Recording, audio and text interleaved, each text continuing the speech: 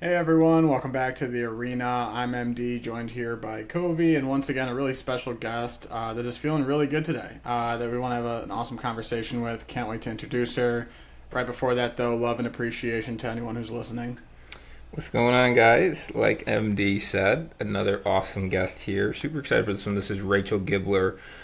Rachel is a mindset and business coach. She's also the podcast host and founder of It's Fucking Spiritual, which I just love that name. Even saying it, wow, I just feel like liberated. Um, but without further ado, Rachel, why don't you provide just the background, like who is Rachel Gibler and how you got to where you are today? Yeah, absolutely. Thank you so much for having me. Um, gosh. Well, like you mentioned, I'm the host of the podcast It's Fucking Spiritual, and really I'm just such a stand for people living very empowered, free, honest, truthful lives and being rooted in their divinity of who they are and who they're meant to be on the planet. And um, I started on this journey about 6 years ago because I myself was searching for a deeper purpose and answers and lived a very quote unquote normal, climb the ladder, corporate job kind of life and was really looking for something deeper and for meaning and for purpose. And it entered me into a path of self-development and mindset work and I had issues with my own mental health that I was overcoming. And as I went on that path, that led to spirituality, which led to healing. And the path has really unfolded over many years. And a couple of years ago, I decided to launch my own brand.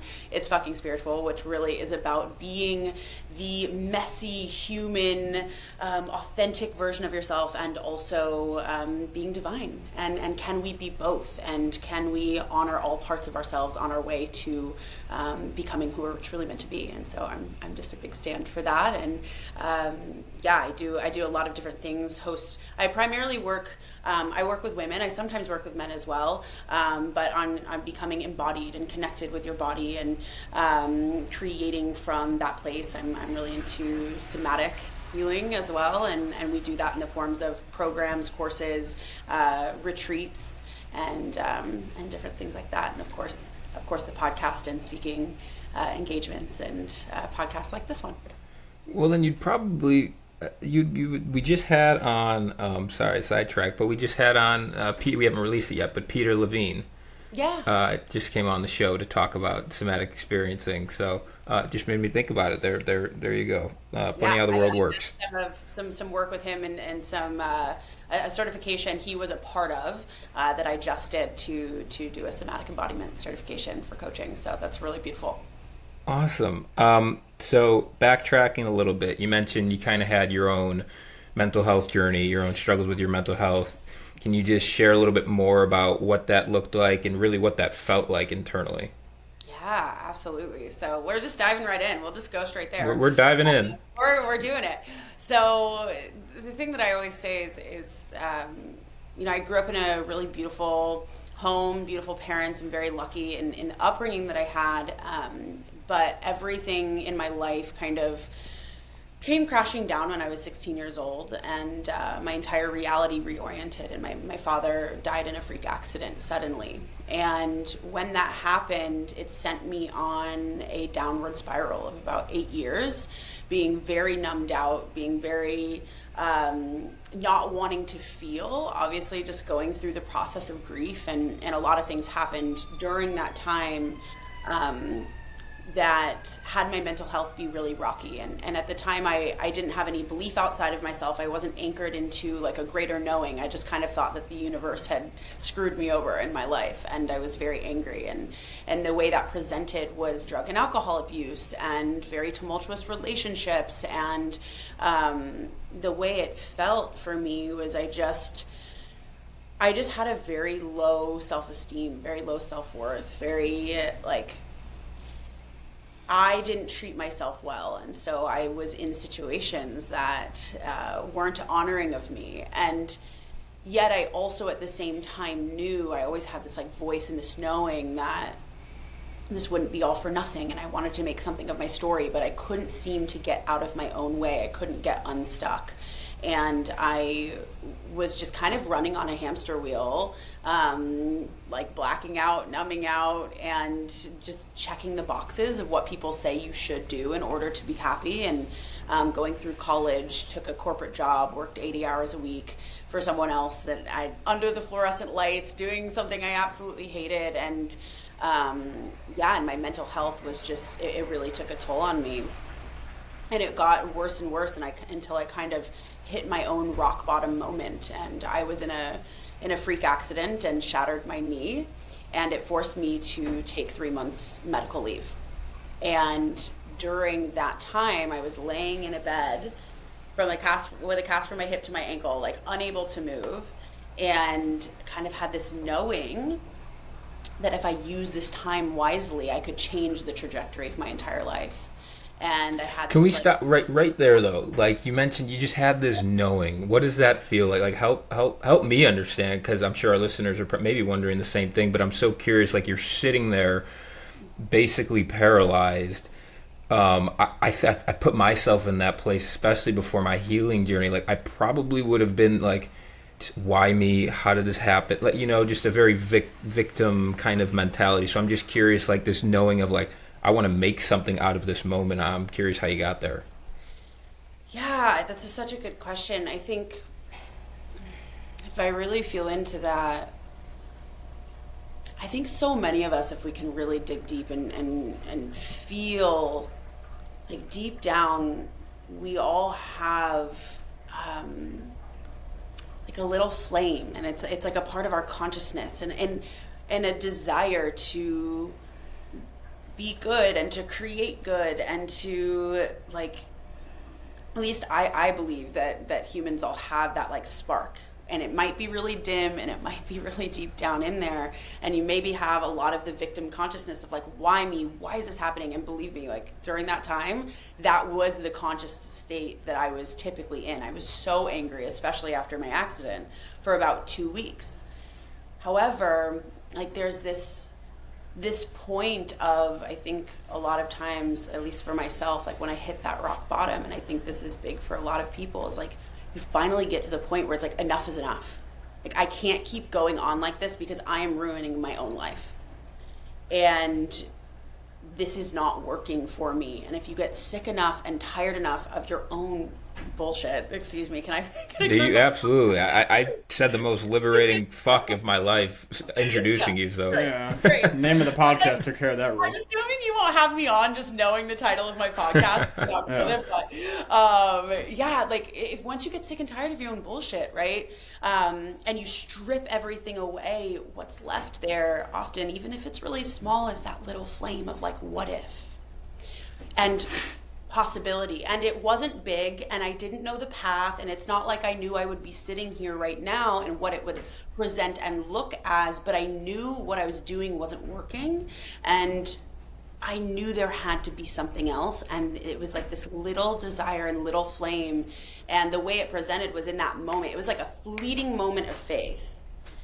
And I grabbed my computer and I Googled how to be happy. Like that is where I started. I had never heard of self-development, mindset, like nothing. It was not in my world or my language at all. And yeah, I think the knowing, if we get quiet enough to listen, most of us have a knowing, and all of us really, I'd say, have an internal compass, guidance system, intuition, that if you get quiet enough to listen to it, the answer will appear. And that's exactly what I did. It's crazy. I actually had a thought this morning, just kind of reflecting on my own life a little bit, and like what have been like some of the main catalysts for me to want to improve or change. And there was this piece like that came to my head where it was like, when we're on level ground, we'll almost feel indifferent about climbing a mountain, but when we're in this like deep hole, we almost feel more inspired to then climb. But either way, like, it's a catalyst to climb, to move upward. And it sounds very relatable to what you're describing. Like, what's your reaction to that sort of like analogy? Yeah, I think that's exactly it. And I think it's the the same idea of like when your back's against the wall, how much will you fight Yeah. and really go for it? And I tend to operate really well when my back is against the wall. So now I deliberately put myself in those positions where I have to up level.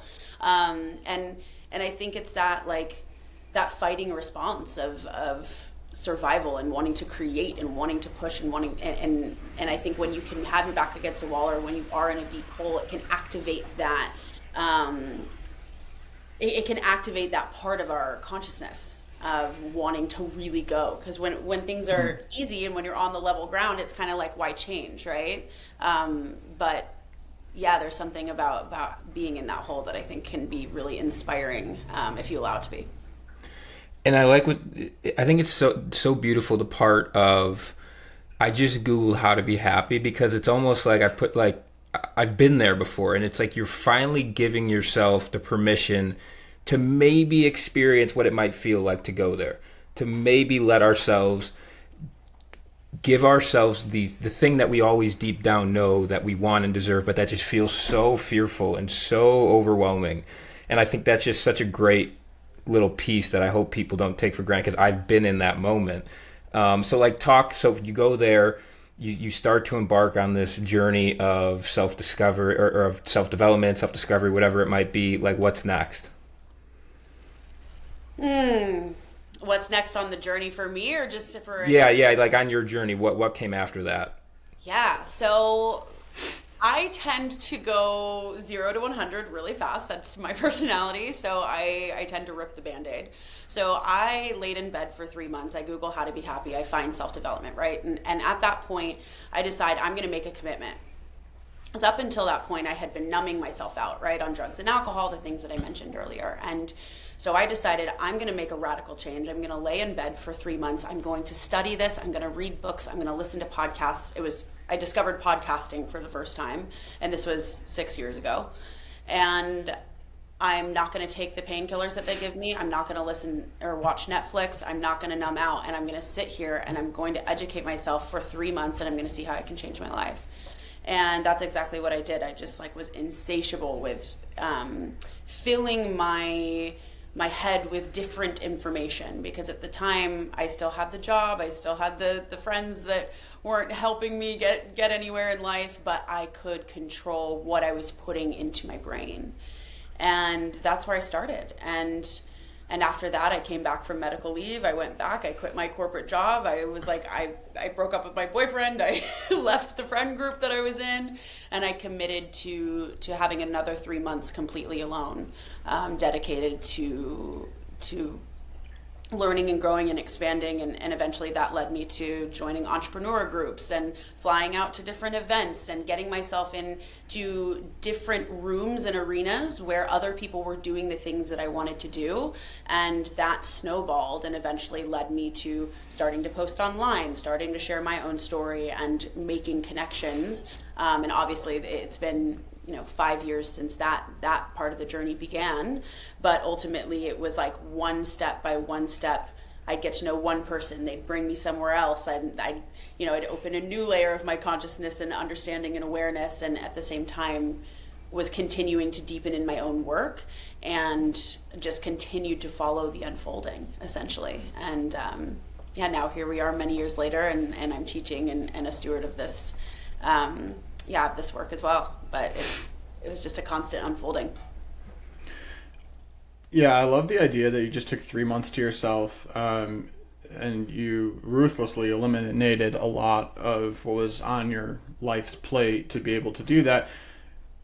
I really want our listeners to think of that for themselves, and I think a lot of what might creep into their mind is well, I can't just quit my job and just do my own thing for 3 months, because the concept of money comes into play. And I'm just curious, what was your means there? Did you have to change certain things financially with behavior, or how did you make ends meet for those 3 months? Yeah, absolutely. So from my job, I had, saved up a bit of money, and also was not really spending a ton of money other than in rent and necessities. So I was fortunate in that capacity that I was okay enough to get by at that point.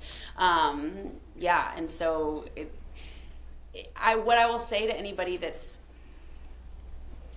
that's having that come up for themselves right now is like, you don't have to do exactly what I did. You don't have to rip the Band-Aid. You don't have to quit your job, right, necessarily. But like, how can you continue to support yourself on the unfolding, on the path? Where can you make tweaks in your life? Maybe it's not, I can quit my job right now, but can I, how is it going in your partnership? Is there some, like, how is it going with your friends? Can you, instead of going out to the bars, can you take time to yourself and to go inward? Where can you make those shifts and those tweaks? If that's not something that's readily accessible for you right now in that moment, how can you still, make the tweaks to go inward with yourself, create space, create time, and also put yourself in different rooms, start to make different decisions. You'll still see the same results without having to necessarily rip the Band-Aid and go completely inward.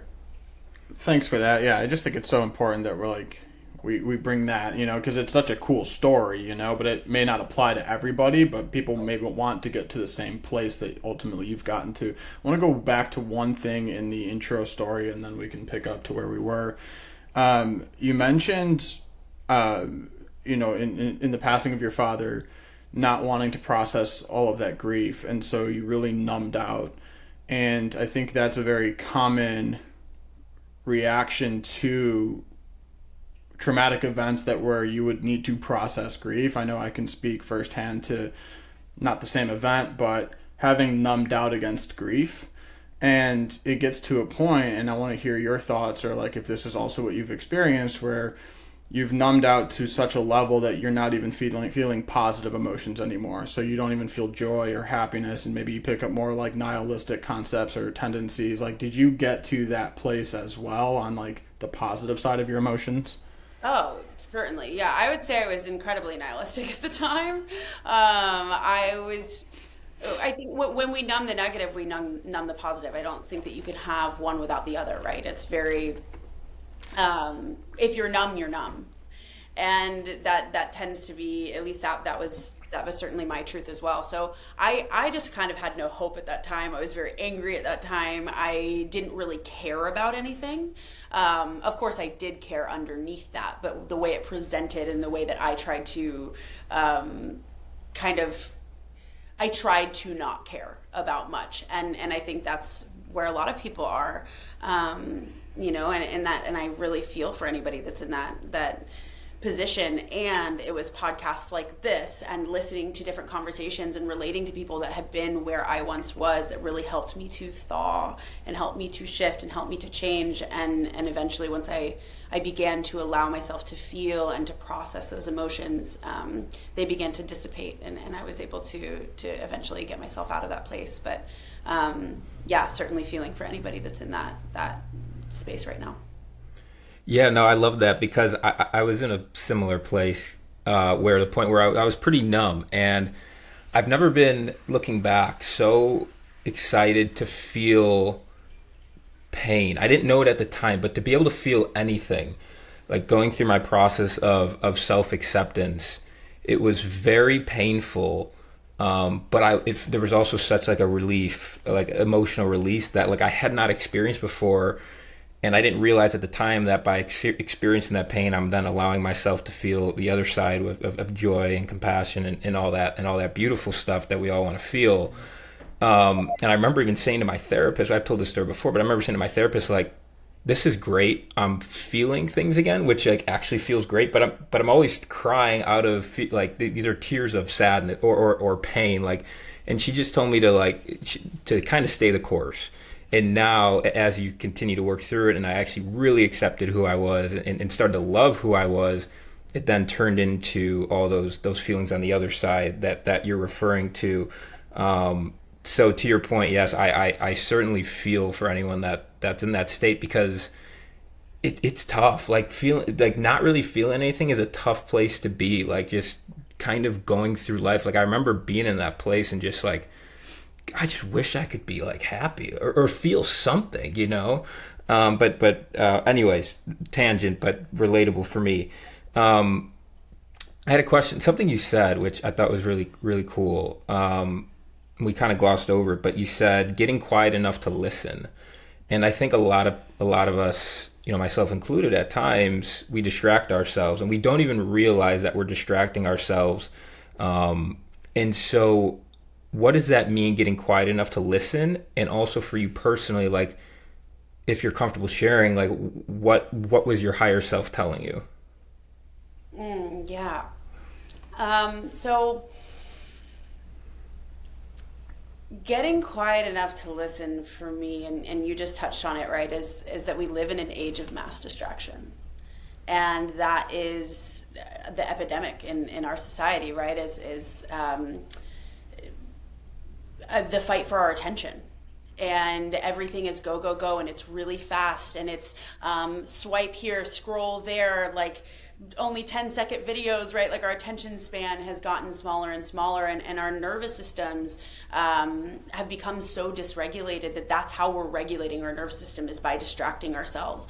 And it's so normalized to be pushing and to be achieving and to be climbing the ladder and to be in this, like, hyper achievement state, and or be completely numb, be completely distracted, scroll on social media, watch Netflix, numb out with food, be constantly around people. That was one of the things for me that I didn't actually see as a problem until I went into this kind of 3 months of isolation. And I've actually done that a couple times now. And we don't realize how much we don't want to be, well, I'll speak for myself. I didn't realize how much I didn't want to be alone with my own thoughts.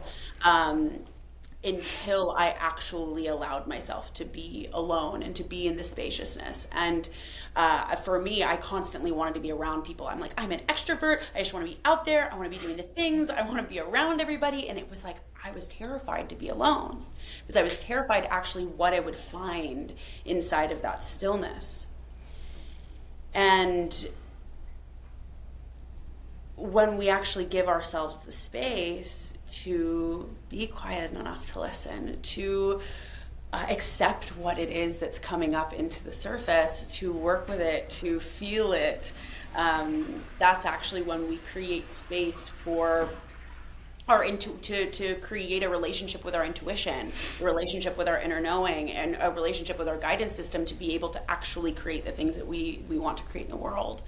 So yeah, what I mean by that is creating a space to be in communion with your own soul, and to trust that piece. No, I was gonna repeat back what you just said. Can you say that one more time? Because I just love that. I call it a quote, but like that was so good. A few quotes in that one. Well, I was gonna. To be honest, I don't even know exactly what I said. Sometimes I'm just talking, but yeah, getting quiet enough to listen and to be in communion with your own soul, I think was that was it. That was it for me. Yeah, I've never heard the word communion used that way, and I was raised Catholic, so that's anyway. Did you have anything you wanted to add? Well, I thought I saw you pondering. Well, I thought I was gonna like post a tweet or something, but it was like, are you extroverted or are you just scared to be alone? Like that's like such an introspective question we should all ask ourselves, and like it had me just thinking down a spiral of like, well, what is extrovertedness then? Like, well, for me is the opposite. I always thought I was introverted, but I was really just scared to show myself, like to show my actual self to people. Like I think I'm actually an extrovert. I actually looked this up because I was curious and I've never felt more seen, but an extroverted introvert. Like there's still a part of me that is introverted, but when I'm around the right group of people that I feel connected to, like I'm super outgoing, I'm super like talkative. I love deep, like meaningful connections and socializing and connectivity. But I think for me it's a little bit the opposite. Like I think I always thought I was like super, super introverted, but I think I was just. But you didn't act that way. You would not let a weekend go by without like being out with friends though. Were you? I mean, you might have been presenting as extroverted, but I almost feel like you were in some ways scared to be alone. But I was extremely scared to be alone. I would just tell my point being, I would tell myself that I guess I was just putting. I was just putting a mask on, more or less. Yeah. Okay. Now I'm getting confused. Me too. But my point being, today... You were introverted, but you were scared to be alone. Correct. You were scared to be yourself alone. Correct. And when I did go out, I was putting on a facade. Yeah, Sure. I got it. Sure. Today, I can speak. Today, Matt is an extrovert and introvert, and Matt has also never felt more seen when I found this definition of extroverted introvert, because there's always been a part of me that's like really like now that I can actually connect with people because I've been able to connect with myself that loves connection. I love having this conversation with you, Rachel. There's also the part of Matt that like loves to read and like recharges and loves to meditate and sit kind of to what you're saying. So I guess to bring it all back to you, the guest, like, where do you see yourself now? How would you define yourself in that realm? One thing that's coming to me before I even answer that question is, tell me if this is resonant for you. What I heard you say inside of that, of where you used to be, is being afraid to be revealed as your true self to others or to yourself. Absolutely. So I'll just share very quick. Like my relationship with my sexuality was what gave me so much shame and guilt and afraid to like show myself. Yeah. And so that now you're probably like, oh, that makes sense. But that's kind of like where I was coming. But yes, you're exactly right. Yeah, that's what I was hearing, and I was like, okay, I have to say this. That's the coach in you. It is. I'm like, I need to. I'm like one track mind. Beautiful. Yeah. So to your question, where am I now? Who am I now? Who are you now? Yeah. Oh, and yes, and sorry, yeah, on that, like, describe how you feel now relative to how you felt today, like, or how you felt beforehand, like pre kind of self-discovery, and like how you feel you show up in the world, how you walk in the world. So this is actually a really fun question for me, and the reason is because we haven't talked about this part of the story yet, but I went into 3 more months of isolation this past summer. And I paused everything, and I did a really deep dive into somatic embodiment work. And again, not something that you have to do listening to this. I tend to be extreme, and that's just what I did because I know that I'm meant to teach this work. But what I'll say is, I had like a certain energetic in my being before, even when I was online, even when I did my first 18 months of my podcast, It's Fucking Spiritual, where I was like really extroverted, really fun, and really like kind of all over the place. And I used to have these sayings like, you can be a hot mess and a hot success. Like you can be, you can drink tequila and tap into the divine, which I'm a stand for if you want to drink. I'm a stand for if you claim to be a hot mess. But I was operating from the place of like, still having one foot in how I used to be and one foot in my healing. And I actually stayed there for probably about 5 years because of who I used to be. Like I changed over time, right? It's not necessarily something where you completely rip a Band-Aid and then you're completely different. It's at least for me, happened in increments, and it happened over time, and my healing wasn't necessarily linear. And it also it was a process of like revealing layers of the onion. And something that I went through in the middle of last year made me realize like I had created a lot of the stuff I desired. I had a really big podcast. My business was really taking off and took off in a big way pretty quickly. I had a community online. I had incredible friends. Like on the outside, my life had completely changed and transformed from the girl I was 6 years ago when I was lost, nihilistic, and not hopeful for anything, right? I was completely different, and yet my life, I know, is meant to live a path of being in service and devotion to my own becoming, and then ultimately to share what I learned. And so the reason I'm sharing that story and to bring it back to your question is who I am sitting here right now is a completely different version of me than I even would have had I done your podcast earlier in the summer when we first originally connected.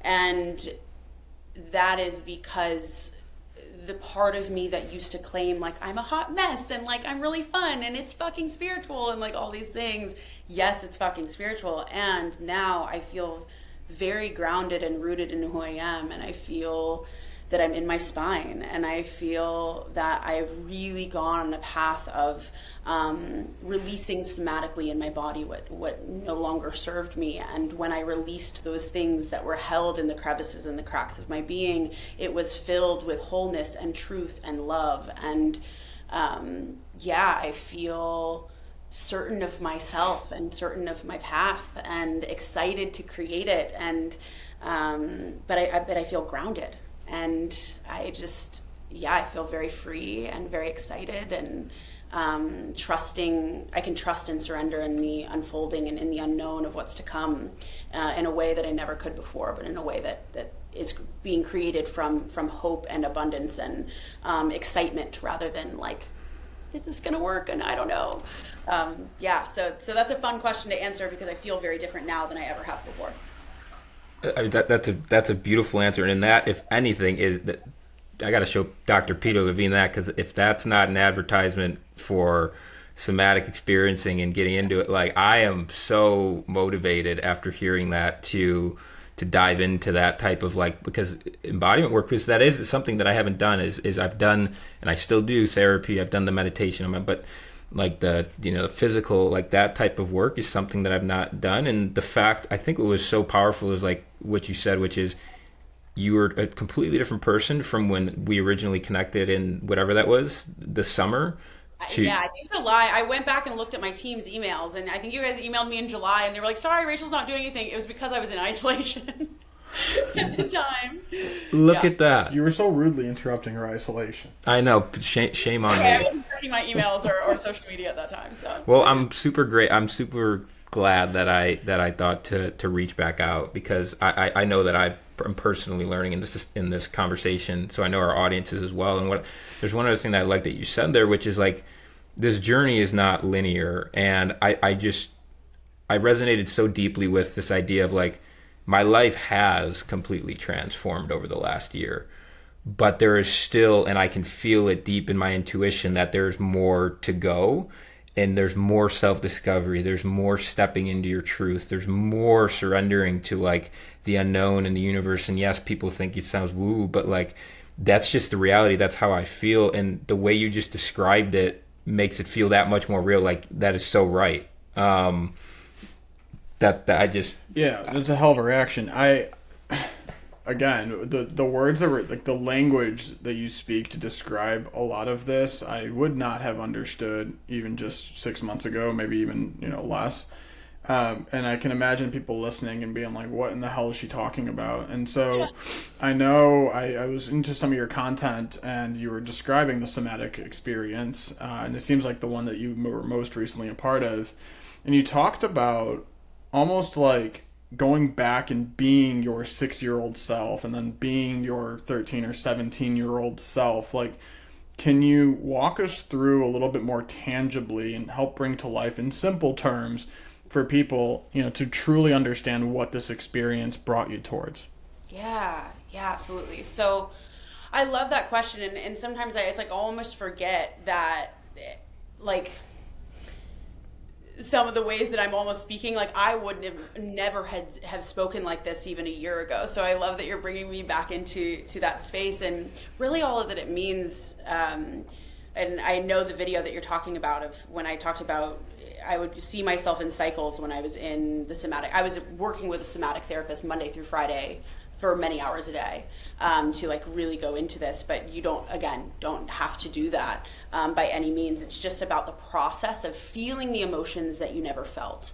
And so what this looks like, and I would argue that most people on the planet have some form of this, right? Because we're born, and you hear this all the time, you're born perfect, whole, complete. But the thing is, we are, right? Think of a baby. Like, a baby you just think is so lovable and so cute and so amazing and so pure. And then somewhere, we were that baby at one point. And as we grow up and things happen to us, and we have beliefs put on us, or experiences that happen to us, whether that be through just society, cultural beliefs, things that happen inside of our family, and it creates cracks in our being, right? So anytime that you felt an emotion, or a kid made fun of you on the playground, and that made you decide something about yourself or the world, and children, from the ages of 0 to 7, you're a walking subconscious mind. And so children only can orient to themselves. They can't actually say like, oh, this happened because this person is this way. It's, I'm wrong, I'm bad, I'm not enough, even if it actually has nothing to do with the child. but they can't cognitively process that. And so what ends up happening is there's cracks that, and almost like splinters is like the way that I see it in my mind, that kind of break away that wholeness, because we feel emotions, decide something about ourselves in the world that is limiting and not necessarily true, and also don't necessarily process the emotion in the moment. So when that happens, either when you're 6 years old, you're 10 years old, you're 16 years old, I think those were the examples I gave in the video. When we can't process that emotion, it gets stuck inside of our body and patterned inside of our nervous system, and it's not actually true to the wholeness of who we are. And so when we walk on this healing path, what happened to me when I was doing this work is that I would, in therapy, start talking about maybe an experience, and as we would start talking about it, and anybody listening to this can probably relate to this, is like you're talking about something and suddenly like you hit a trigger, or something happens in your life and you're really triggered. When there is an emotion, and especially a large emotion that maybe doesn't even necessarily match like the circumstance of what's happening, but you're triggered, it angers you, the emotion comes out, that's an indicator that there's an unprocessed or repressed emotion that's still residing inside of your body that is historical. There's a saying, when it's hysterical, it's historical. Well, that means that there's probably something unprocessed in the past.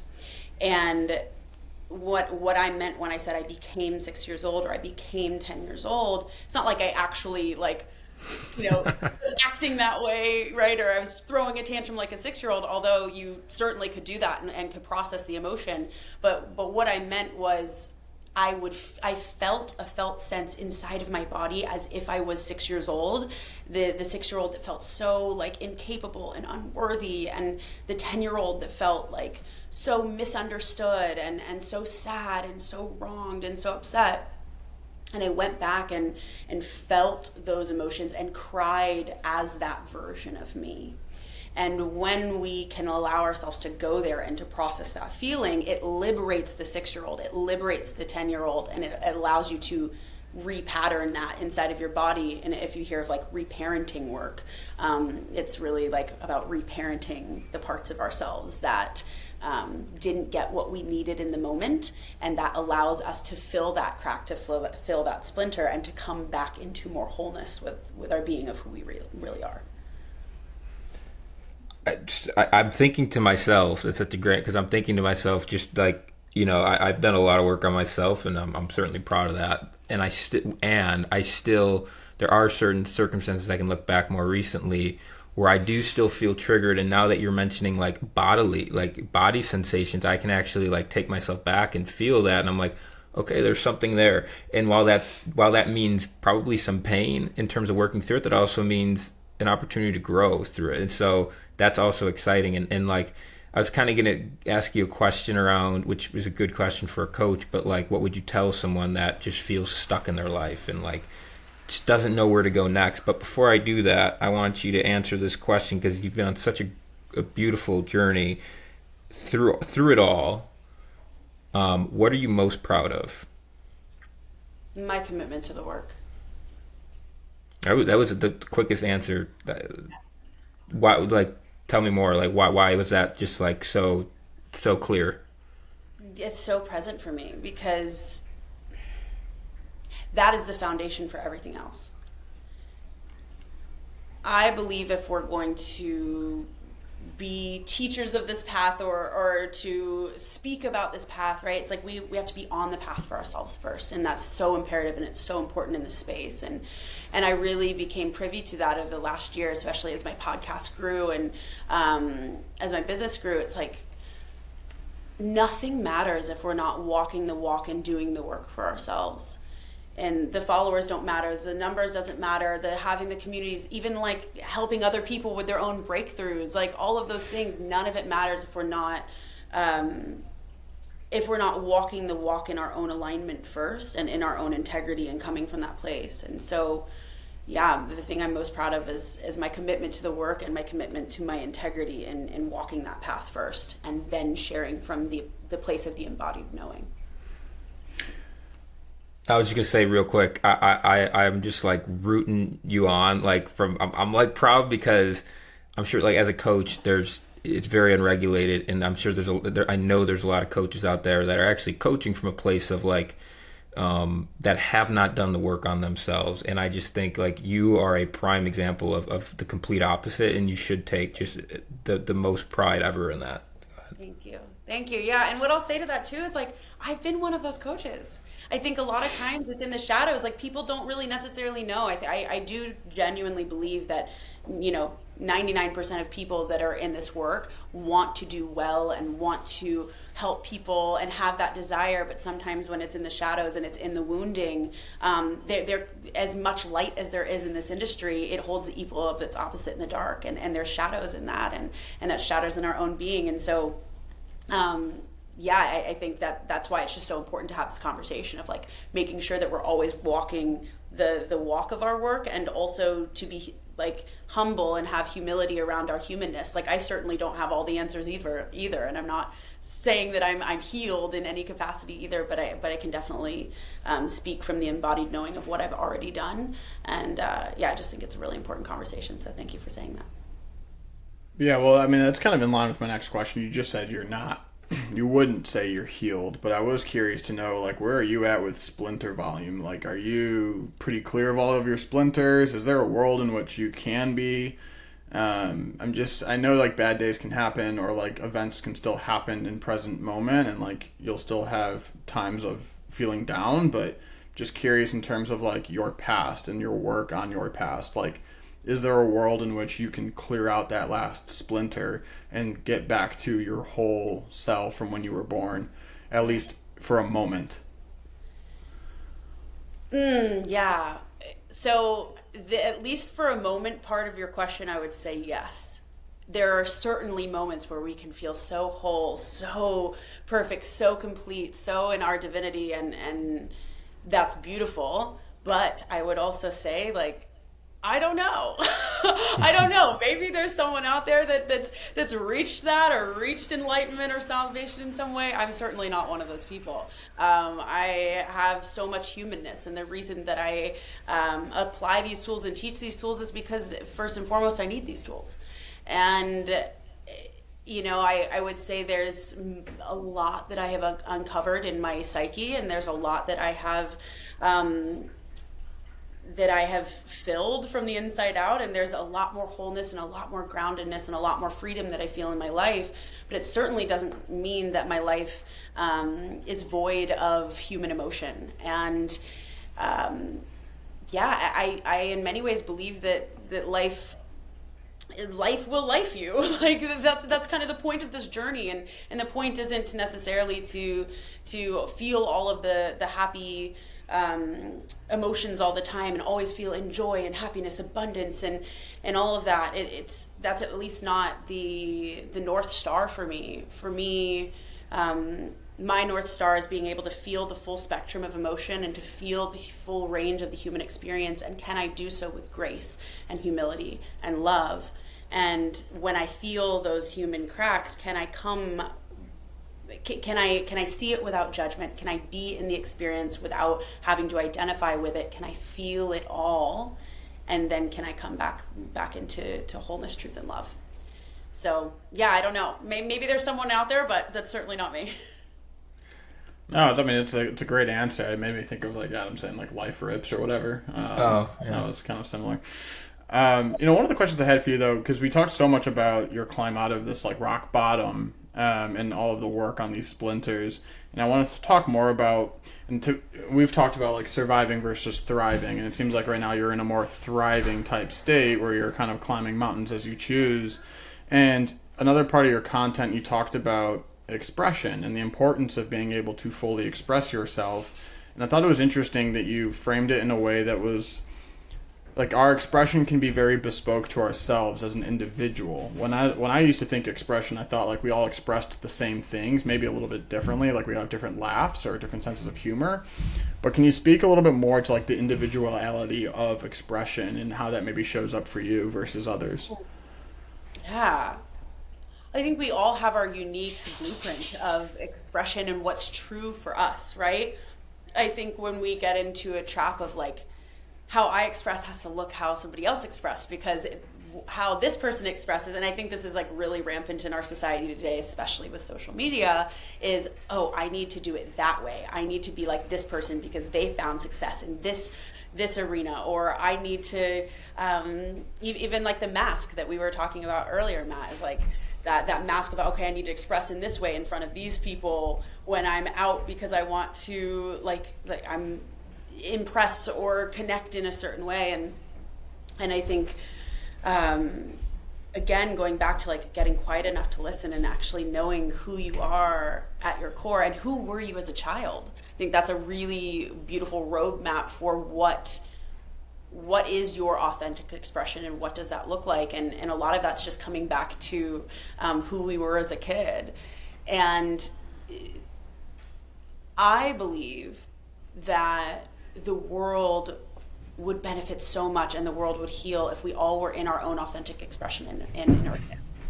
If we followed what lit us up, if we followed what was true for us, if we were in the practice of constantly revealing our hearts to each other, and being in intimacy and being in connection in that way, and honoring our own authentic truth. What I simply mean by expression is just like, what is true for you? It doesn't have to look like what it looks like for anybody else. And actually, when you follow what's true, and when you express what feels true for you, that's actually when you find the connection that you want, when you find the success that you're desiring, because it's actually coming from that place of who you really are. And so it doesn't have to look a certain way. It just has to be true to like what wants to come through you. Yeah, that really hits home for me. Because I'm just thinking about all of the different, you mentioned it, arenas that I felt like I had to show up as something else. And, I think about just how I would show up as a baseball player on my baseball team and trying to like look like and be like what I thought was a baseball player, versus how I show up in the gym, versus how I show up in my corporate job, versus how I showed up at the bars with my friends. And it makes me think like those are different people. They're speaking almost like different slang and language and acting different ways. And the one person I wasn't showing up was as myself. And you get to a point where you almost don't even, you get to a point where you lose sight of who that even is, or maybe you never even knew in the first place. And I think that's such a great reflection for all of us, is like, think about how you and your behaviors can change or differ depending on your environment. And anytime that happens, you're almost kind of like appeasing the environment and moving away from who you are. So I thought that was just like a really cool answer from you. It just had me reflecting pretty deeply there. Thank you. Yeah, and it's exhausting trying to be something that you're not. Oh, yeah. No freaking kidding. Super exhausting. And I love the part on that point, yeah, the goal shouldn't be really to fit in, which, the goal should be to be unique. One of the best compliments I've ever been given to this day is someone told me, like, you're unique. And I was like, well, elaborate. And they were like, well, you do this, but you're not really this. Like, you do this thing, but you don't really fit the mold of this person. You do this, but you don't really fit. And I was like, oh, I think that's a compliment. I really think that's what we should strive to be, is just be unique. Because when we're unique, when we're authentic, we're naturally unique. We're not meant to fit into a bunch of different boxes, and that's beautiful. The other thing I liked what you said, something about the expression of love, because I sense that you feel this way, but I was doing journaling prompts, and it was always one of the questions like, what would make you happier right now? And almost every time my answer was a hug, or this sounds so like, but a hug, or just like having someone that I really care about and like telling them like, what am I like, I love this about you, and you tell me like, I love this about, like, I think there is so much like beauty and like positivity. Like, one of the best moments of my life was everyone just went around for my birthday and just said something that they liked about me or their favorite thing about me, and like that will light you up. And I think if we start to normalize like having interactions like that, like I would love to sit at a dinner table with 9 other people and go around them, people I care about, and just tell them my favorite thing about them. Actually, 3 things. I don't know how that resonates for you, but you were mentioning the expression of love, and I just that's what came to my mind. Yeah, I love that. My friend group does that, and it's the most beautiful thing. And I think that we should normalize that so much more, and create that in your friend group if that's something that you desire, right? It's yeah. so beautiful, and it's connecting. Okay. Yeah. I asked you what you're most proud of. This is not, it's not even on the flip side, but a different question as it relates to your journey. Like, what has been, you've been through a lot. There's no question about that. Like, what has been the most challenging part of your journey? Oh, man. It's interesting answering that question, right? Because I think the standard answer that would probably be expected, and that was certainly very hard, was of course like the loss of my father was so challenging, and was definitely the most traumatic thing that I had gone through, and the 8 years following that were like really, really challenging were super hard. But actually what I think, what I'm present to of what really was one of the hardest parts of my journey was this past summer when I did 3 months of isolation, because it wasn't the traumatic event necessarily that was the most, like, that was very, very challenging, but the 3 months that I did in isolation in the summer and fall of 2023, this past year, it was the culmination of all of the things that I had not felt, all wrapped into like one moment of, okay, go, I'm gonna be healing now, all of this stuff. And it was so challenging because it was the time that I really decided to peel back the layers, and was kind of almost forced to look at every single aspect of my shadow that I had not yet looked at. And I had to be willing to do everything the opposite of what people say I should do, because I paused everything when I was at the height of my career and at the height of my momentum, which didn't make any sense to do, but it was what my soul told me I needed to do. And so that was so challenging to be able to have to say no to basically everything, and also to be willing to go into my psyche to the depth that I did. I would actually say that's probably the most challenging time of all of it, because I wasn't numbing, I wasn't disassociating, I actually was feeling everything at the deepest capacity I'd ever felt, and for the first time. And I looked past that, but like, you just brought it back to light. Like, that must have been so and the reason I asked that question was because, knowing you in the very brief moment, I thought you were going to give an answer that most people wouldn't have expected, which you kind of did. Yeah. But yeah, I kind of look past that, but I think about myself right now, like, I feel like I've got so much momentum. The idea of just pausing it all for 3 months and going in, like, for living like a monk, in a monastery, whatever it is, just feels so hard. Yeah. Because it's like you finally, like, I can finally feel joy. I can finally, like, feel a purpose and meaning, and to just pause all that, like, crazy. Yeah, it doesn't make any sense in our society, and a lot of people told me not to do it. But it's what felt true, and I'm so glad I did, because who I became on the other side of that. And I'm also, now restarting my momentum, but there's also I'm not starting from scratch. I'm starting from the bigness of what had already been created, and I just so deeply trust that when we act in alignment with our own inner knowing, everything else will be taken care of. So, before we wrap up, first of all, thank you so much for your time and wisdom and sharing your story and being vulnerable. You have your podcast name is my favorite. I have not had a more liberating introduction. To end this conversation, we've got 3 kind of quick rapid fire questions for you. The first one is, what is your favorite quote or the best piece of advice that you've ever been given? Favorite quote is, those who don't believe in magic never find it. Ooh. And best piece of advice I've ever been given, don't listen to somebody that doesn't have the life that you want. I like that. That's good. If we did that, we would care a lot less about what other people think, because most of the time the people talking are the ones that aren't in the arena and doing what you're doing.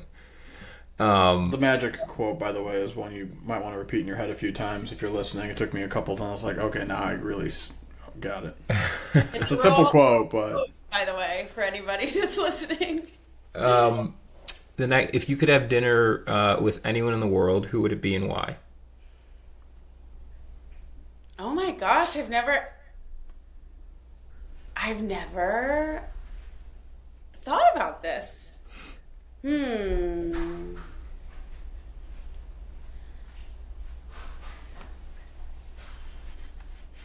first thing that's coming to mind is Oprah because of what she's created in her life. Oprah, Gabby Bernstein, Oh and yeah. Oprah and Gabby Bernstein. And the third one's not coming to mind right now. Reservation for 3. Sign it up.